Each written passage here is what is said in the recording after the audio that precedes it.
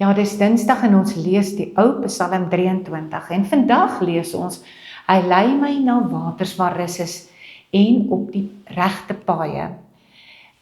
Wanneer die herder ons lei, is daar nie chaos in ons lewens nie, maar eintlik rus en rigting.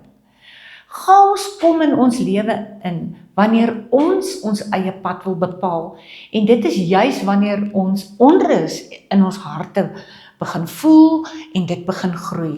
En die rede waarom ons rus ervaar wanneer die herder ons lei, is omdat hy ons volkome ken. Hy ken ons deur dik en dun.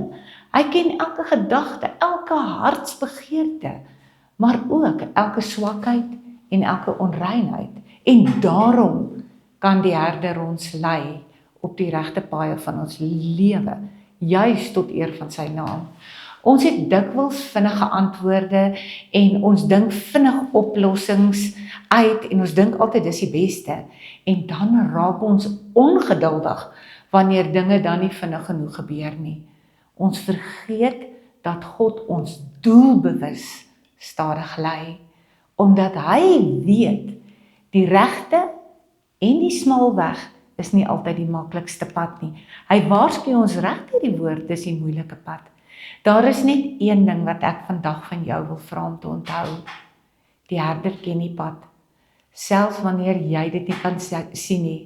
En onthou, dis 'n moeilike pad. Kom ons bid saam. Here, lei my vandag op u pad, al verstaan ek dit nie altyd nie. Gee my rus om u leiding te vertrou. Amen.